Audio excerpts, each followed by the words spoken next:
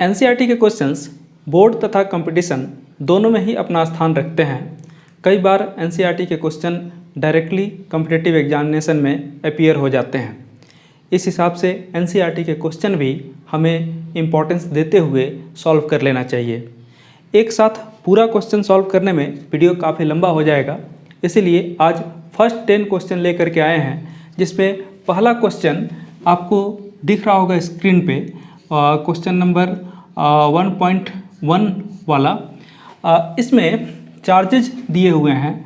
पहला charge Q1 = 2 × 10⁻⁻7 coulomb. दूसरा charge Q2 = 3 × 10⁻⁻7 coulomb और डिस्टेंस जो है वो 30 सेंटीमीटर है। आपको यहाँ पर सॉल्व करके फोर्स निकालना है चार्जेस के बीच। चार्ज के बीच का फोर्स कूलम्स लॉ से आता है और कूलम्स लॉ का सबसे पहला इम्पॉर्टेंट फार्मूला, चूँकि यहाँ पर मेंशन किया हुआ है कि चार्जेज एयर में है, तो यहाँ पर एप्सिलॉन नॉट होगा 1/4 पाई एप्सिलॉन नॉट और Q1 Q2 / R²। सभी वैल्यू यहाँ पर रख दीजिए। 1/4 पाई एप्सिलॉन नॉट का वैल्यू 9 × 10⁹ न्यूटन मीटर स्क्वायर पर कूलम स्क्वायर। लेकिन मेरा एक आपसे सजेशन होगा कि जब आप सॉल्व कर रहे हो तो यूनिट ना लिखा करें, सीधे एक ही बार हम लोग लास्ट में जो क्वांटिटी हमको डिटरमाइन करना है उसके अकॉर्डिंगली यूनिट रख देंगे। तो यहाँ पर Q1 की वैल्यू को रख लेते हैं 2 × 10⁻⁻7 और Q2 3 × 10⁻⁻7 और R जहाँ तक डिस्टेंस है वो सेंटीमीटर में है। बाद बाकी सभी कुछ SI में है और ये CGS में है। आपको हमेशा uniform system of unit maintain करना होगा। अगर CGS में है तो सबको CGS में छोड़ दीजिए, SI में है तो सबको SI में कन्वर्ट कर लीजिए। यानी अगर इसको मीटर में कन्वर्ट करते तो 100 से डिवाइड करते, यानी 10⁻⁻2 मीटर हो जाता। तो यहाँ लिखना होता 30 × 10⁻2 और चूँकि स्क्वायर है तो स्क्वायर।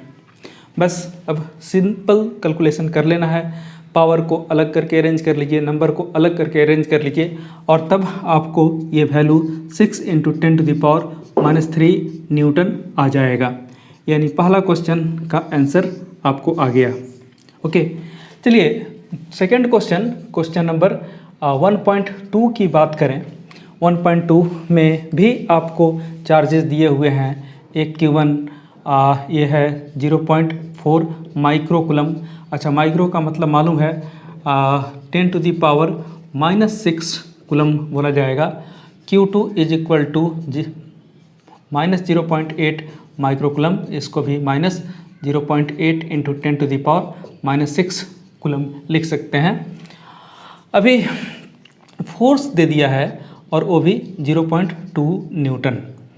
आपको डिस्टेंस कैलकुलेट करने की बात कर रहा है।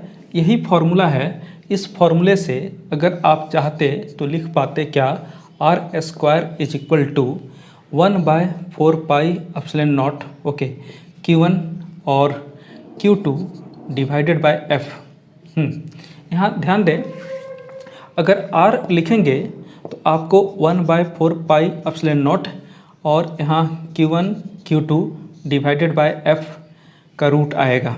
अच्छा, एक चार्ज नेगेटिव है और रूट के अंदर अगर नेगेटिव आ जाए तो इमेजिनरी हो जाएगा।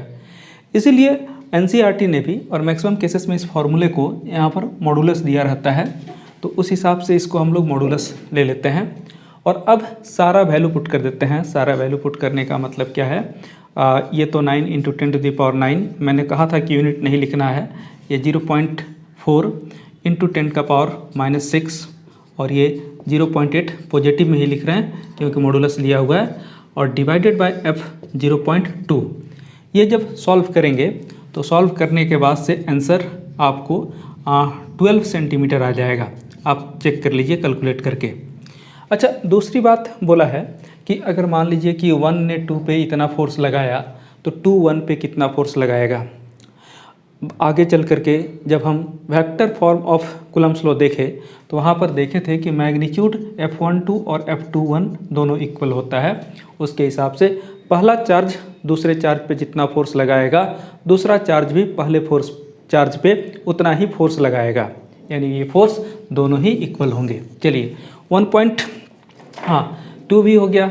अब 1.3 क्वेश्चन करना है। ये 1.3 क्वेश्चन ग्रेविटेशन और इलेक्ट्रोस्टैटिक्स दोनों को मिक्स करके बना हुआ है, और इसीलिए यहाँ पर देखिएगा आपसे एक रेशियो है ना KE²/GME/MP को पूछ रहा है कि ये डायमेंशन लेस होगा, प्रूफ कीजिए। तो डायमेंशन लेस दिखाने के लिए सबसे पहले इसका डायमेंशन लिखना होगा। तो डायमेंशन ऑफ इसका ओके के की बात अगर करें तो एक्चुअली ये 1/4πε0 होता है, जो कि 9 × 10⁹ न्यूटन मीटर स्क्वायर पर कूलम स्क्वायर। अब इसके डायमेंशन की बात करें तो न्यूटन के लिए तो mL/t-2 लिख लेंगे, मीटर के लिए L² लिख लेंगे, और चार्ज के लिए AT होता है, इसलिए A²T² हो जाएगा। इसको एडजस्ट करके जब हम लिखेंगे ऊपर, तो इसके लिए हम क्या लिख पाएंगे वो देख लीजिए। mL3 T का पावर यहाँ से एडजस्ट होकर के -4 और A का पावर यहाँ से स्क्वायर, ओके, वो भी -2, ठीक। E इलेक्ट्रॉन का चार्ज है, और चार्ज के लिए फिर AT, यानी यहाँ पर आपके पास AT का स्क्वायर आएगा।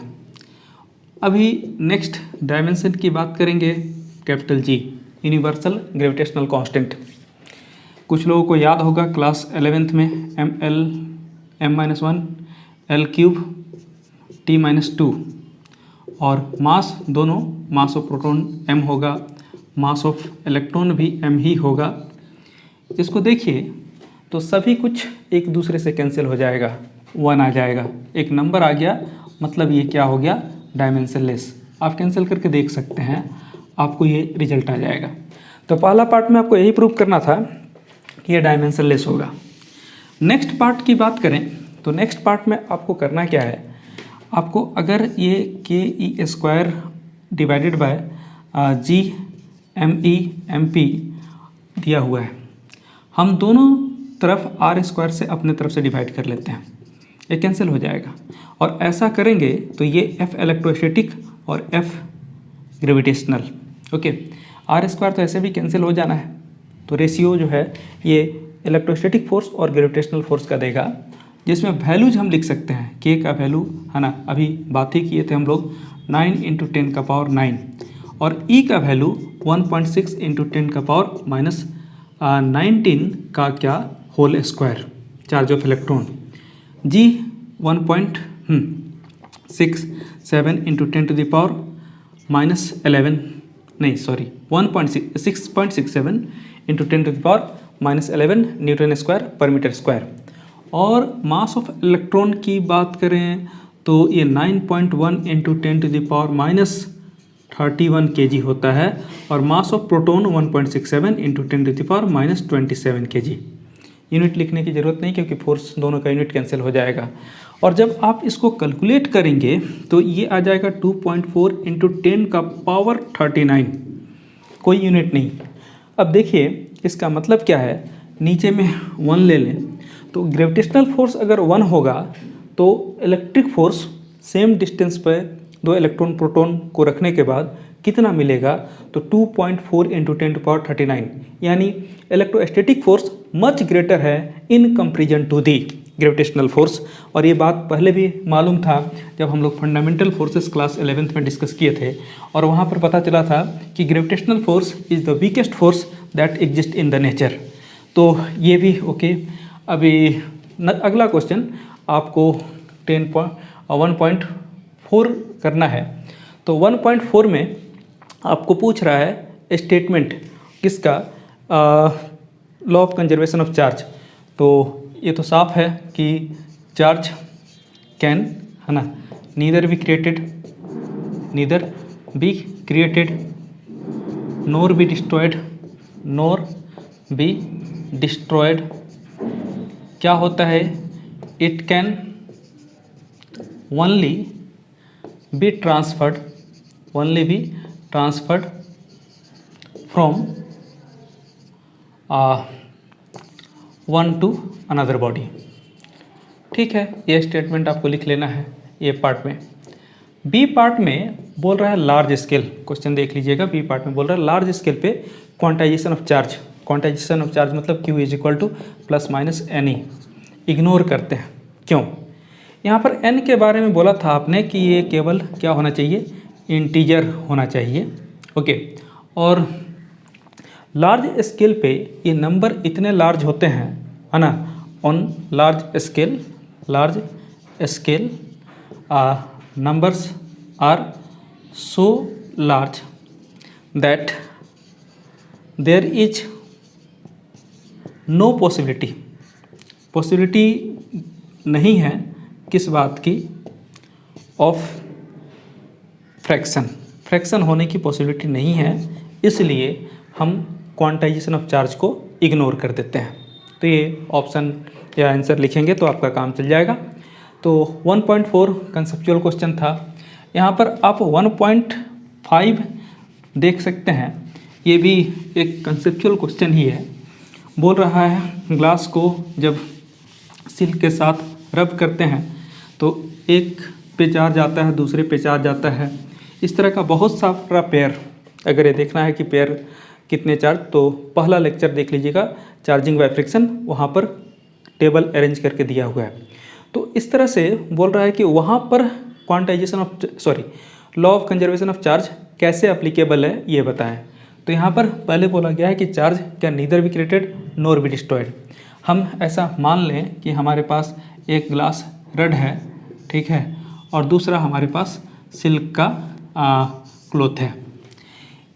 बिफोर फ्रिक्शन हम लोग बात करें, बिफोर फ्रिक्शन क्या होगा, टोटल चार्ज मतलब Q net is equal to, ये भी न्यूट्रल ये भी न्यूट्रल, तो 0 + 0 इज इक्वल टू 0। यानी बिफोर फ्रिक्शन की बात किए तो नेट चार्ज 0 आया। अगर हम फ्रिक्शन के बाद की बात करें तो ये बात मालूम है कि फ्रिक्शन के बाद दोनों ही बॉडी पे चार्ज आ जाता है। तो यहाँ पर Q नोट नेट की बात कीजिएगा तो जितना इस पे क्लास पे पॉजिटिव आएगा, मान लीजिए कि इस पे +Q चार्ज आ गया तो यहाँ पर Q, और दूसरे पे उतना ही नेगेटिव भी आएगा तो यहाँ पर -Q, अगर कैंसिल हो जाए तो फिर 0। तो आपको दिख रहा है कि before the phenomena total charge जितना था, आफ्टर द फेनोमेना भी टोटल चार्ज उतना ही हुआ। यानी चार्ज न तो क्रिएट हुआ और ना ही डिस्ट्रॉय हुआ। एक्चुअली क्या हुआ कि एक बॉडी से दूसरे बॉडी तक ट्रांसफ़र हो गया, और ये बेसिकली इलेक्ट्रॉन के ट्रांसफ़र के कारण होता है। तो होप ये 1 पॉइंट कौन सा था क्वेश्चन 5 आपने देख लिया। अब नेक्स्ट क्वेश्चन आपका जो है ये 1.6 है। चलिए इसके साथ ही 1.6 भी स्टार्ट कर लिया जाए। और 1.6 में आप देख रहे होंगे कि एक स्क्वायर है, ठीक है, और स्क्वायर के कॉर्नर पे, है ना, कुछ चार्जेस रखे हुए हैं। 2 माइक्रोकुलम, यहाँ पर -5 माइक्रोकुलम, यहाँ पर फिर से 2 माइक्रोकुलम, और यहाँ पर -5 माइक्रोकुलम, ठीक है। आपको सेंटर की बात कर रहे हैं तो ऑब्वियसली के स्क्वायर का सेंटर उसका डायगोनल का इंटरसेक्शन पॉइंट होता है। यानी इस पोजीशन पे एक 1 माइक्रोकुलम का चार्ज रखा हुआ है। अब आपको उसके पे नेट फोर्स कैलकुलेट करना है। मैं अक्सर ये बोलता हूँ कि आप नंबरिंग कर लीजिए, फ़ायदा रहेगा। ये 1 2 3 और 4। देखिए जहाँ तक डिस्टेंसेस की बात है, ये 10 सेंटीमीटर स्क्वायर का साइड दिया हुआ है, तो पूरा डायगोनल 10√2 सेंटीमीटर हो जाएगा। और तब इसका हाफ पोर्शन ये 5√2 होगा। इनफैक्ट सभी डिस्टेंसेस 5√2 होंगे, यानी R सब के लिए कॉमन हो गया कितना, 5√2 सेंटीमीटर। इसको R ही रहने दें या यूज कर सकते हैं वैल्यू। अब देखिए जो चार्ज का पेयर है सेंटर और पहला वाला, तो उसके लिए हम जब F1 लिखेंगे तो 1/4 पाई एप्सिलॉन नॉट, है ना। एक तो आप पहला चार्ज Q1 मतलब 2 × 10⁻⁻7 इंटू दूसरा वाला 2 × 10⁻, ये तो 1 है सेकेंड चार्ज, तो 1 × 10⁻⁻7 एंड डिवाइडेड बाय R जितना है उतना लिख सकते थे, अभी R² ही रहने दें। जितना F1 आपको मिलेगा उतना ही आपको F2 भी मिलेगा। वैल्यूज ज़रूरत होगी तो हम कैलकुलेट कर लेंगे, शायद अभी हमको ज़रूरत नहीं है। ओके, इसी तरह से अगर हम F4 की बात करें, ठीक है, तो ये दोनों पेयर के बीच का force that is 1/4 pi epsilon not, और ये हो गया आपका मैग्नीट्यूड के लिखिए 10⁻⁷ into 1 into 10⁻⁷ and divided by r²। Distance तो यहाँ भी सेम है। और जितना अच्छा, यहाँ एक गलती है, F1 और F3 इक्वल होगा, और यहाँ पर F2 मतलब इसका फोर्स और इसका फोर्स आपस में, क्योंकि दोनों पेयर ऑफ चार्ज इक्वल हो रहे हैं, तो यहाँ F2 और F4 इक्वल होगा। ठीक है, अब एक काम करें, हमको नेट फोर्स चाहिए, तो नेट फोर्स यूज करने के लिए, कैलकुलेट करने के लिए हमें यूज कर लेना होगा किसको, सुपरपोजिशन प्रिंसिपल। तो according to superposition principle, according to, है ना, सुपरपोजिशन प्रिंसिपल हम लोग यहाँ लिख लेते हैं। तो सुपरपोजिशन प्रिंसिपल क्या होगा देख लीजिए आप, एफ नेट जितने फोर्स रहेंगे सबका वेक्टर सम, यानी आप यहाँ F1 plus F2 plus F3 plus F4 लिख सकते हैं। हम इसको पेयर वाइज इक्वल जहाँ जहाँ है वहाँ कर लेते हैं। F1 प्लस F3 को पहले लिख लेते हैं और F2 प्लस F4 को बाद में लिख लेते हैं। सबके ऊपर वेक्टर साइन होगा क्योंकि सुपरपोजिशन प्रिंसिपल में वेक्टर सम होता है। ओके, अब एक बात करें हम, अगर 1 के कारण सेंट्रल चार्ज पे फोर्स की बात करें तो उसका डायरेक्शन इधर होगा F1, और अगर 3 के कारण सेंट्रल चार्ज पे फोर्स देखें रिपल्सन होगा, दोनों ही क्या है, पॉजिटिव है, इसलिए तो F3, यानी F1 F3 मैग्नीट्यूड में इक्वल हैं और डायरेक्शन में अपोजिट हैं, तो ये दोनों मिल करके नल वेक्टर बन जाएंगे। ओके, नेक्स्ट हम देखें तो 2 वाला चूँकि अट्रैक्ट करेगा नेगेटिव चार्ज है सेंट्रल चार्ज को, तो यहाँ पर आप F क्या लिखेंगे 2, और यहाँ पर क्या लिखेंगे F4, ये दोनों ही अपोजिट हैं, तो ये दोनों मिल करके भी, है ना, नल वेक्टर बन जाएगा। यानी नल वेक्टर का सम नल वेक्टर ही होगा, और तब एफ नेट का मैग्नीट्यूड की बात करेंगे तो वेक्टर हटा दीजिए तो 0, यानी net force acting on the central charge is equal to 0। ऐसे एनसीईआरटी एक लाइन में बोल देता है, due to symmetry net force will be 0। चलिए, सिमेट्री अगर मालूम है तो आप ऐसा कर सकते हैं, लेकिन कैलकुलेट करके दिखा देना, मैथमेटिकल शो कर देना, ये बहुत ही ज़्यादा अच्छा होता है। तो ये क्वेश्चन नंबर आपका 1 क्या मिल गया, ये 1.6 मिल गया। 1.6 डिस्कस कर लेने के बाद से नेक्स्ट क्वेश्चन की तरफ चलते हैं। नेक्स्ट क्वेश्चन आपका, ये भी एक कंसेप्चुअल क्वेश्चन है, अच्छा क्वेश्चन है, बारी बारी से सब नोट करते चलिएगा। आज टारगेट है कि 10 क्वेश्चन कम से कम, है ना, तो 7th नंबर में हम लोग पहुँच गए हैं, और लंबा नहीं, थोड़ी देर में ख़त्म कर लेंगे हम लोग। पॉइंट चार्ज का इलेक्ट्रिक फील्ड आपने देखा होगा कि 1/4 पाई एप्सिलॉन नॉट, है ना, Q डिवाइडेड बाय r²। हमको इलेक्ट्रिक फील्ड लाइन के बारे में ये इन्फॉर्मेशन क्लियर होना चाहिए कि इलेक्ट्रिक फील्ड लाइंस में सडन ब्रेक नहीं होता, वो कंटिन्यूअस लाइन है। क्यों? क्योंकि इलेक्ट्रिक फील्ड जहाँ 0 होगा वहीं इलेक्ट्रिक फील्ड लाइंस हम लोग हटा पाएंगे। तो इलेक्ट्रिक फील्ड कब 0 होगा, कब इलेक्ट्रिक फील्ड टेंड्स टू 0, जब आप चार्ज से एक डिस्टेंस मतलब इन्फिनिटी पे चले जाएं, पॉइंट डिस्टेंस, उसके बिफोर कहीं भी इन बिटवीन इलेक्ट्रिक फील्ड 0 नहीं होगा। इसीलिए आप इलेक्ट्रिक फील्ड लाइंस का सडन ब्रेक नहीं दिखा सकते। ये स्टार्ट करेगा पॉजिटिव चार्जेस पे से, और अगर नेगेटिव चार्जेस अवेलेबल नहीं है उस रीजन में तो वो इन्फिनिटी तक स्ट्रेट जाएगा। अब इन्फिनिटी डिस्टेंस हमको यहाँ पर डिफाइन करना होगा कि कितना ले किसी भी चार्ज पार्टिकल के लिए। दूसरी बात, अगर एक पॉजिटिव चार्ज का प्लेट है, दूसरा नेगेटिव चार्ज का प्लेट है, तो वो पॉजिटिव चार्ज से स्टार्ट होगा और नेगेटिव चार्ज पे टर्मिनेट हो जाएगा, बीच में कहीं आप ब्रेक नहीं देखेंगे। तो electric field lines can not have sudden break. ये ए वाला पार्ट का हो गया। अच्छा, बी वाले पार्ट में बोल रहा है कि 2 electric field lines will never intersect each other. आप इलेक्ट्रिक फील्ड लाइंस के प्रॉपर्टी में देखे थे कि जहाँ पर इलेक्ट्रिक फील्ड लाइंस इंटरसेक्ट करेगा उस पॉइंट पे अगर हम टेंजेंट ड्रॉ करें, ओके, तो टेंजेंट इलेक्ट्रिक फील्ड का डायरेक्शन देगा। तो एक फील्ड लाइन का टेंजेंट इधर, मतलब इलेक्ट्रिक फील्ड E1 इस डायरेक्शन में, और दूसरे के अकॉर्डिंगली अगर टेंजेंट ड्रॉ किए तो ये इस तरफ, यानी दो डिफरेंट डायरेक्शन में सेम पॉइंट पे इलेक्ट्रिक फील्ड मिल रहे हैं, जो कि फिजिक्स के अनुसार पॉसिबल नहीं है, इसलिए two field lines will never intersect each other. Okay, तो ये 1.7 के बाद नेक्स्ट की तरफ बढ़ते हैं। नेक्स्ट क्वेश्चन आपको दिख रहा होगा 1.8। हाँ, 1.8 भी अच्छा क्वेश्चन है। यहाँ पर दो चार्जेज है ना, वैल्यूज दिए हुए हैं, एक आपका 3 माइक्रोकुलम, दूसरा -3 माइक्रोकुलम, दोनों के बीच का डिस्टेंस 20 सेंटीमीटर। ऐसे इलेक्ट्रिक डाइपोल वाला कॉन्सेप्ट भी अप्लाई कर सकते हैं, लेकिन इंडिविजुअल कॉन्सेप्ट से मिड पॉइंट मतलब O पे आपको इलेक्ट्रिक फील्ड पता करना है ना। तो ऑब्वियस है, अगर इसको A B की बात करें तो OA is equal to OB is equal to 10 centimetre है ना। अब electric field due to point charge E is equal to 1/4 pi epsilon naught आप कहते हैं, और यहाँ पर आपके पास क्या होगा, Q1 डिवाइडेड बाय R², जो कि R तो दोनों के लिए बराबर है। E1 कर लेते हैं, E2 इसी तरह से निकाल लेते हैं, ये भी आपका formula 1/4 pi epsilon nought Q2 by R²।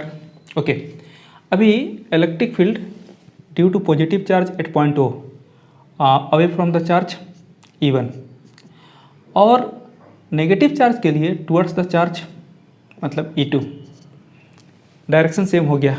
तो अगर नेट इलेक्ट्रिक फील्ड की बात करेंगे, वेक्टर सम करके भी देख लेंगे, तो ये होगा E1 प्लस E2।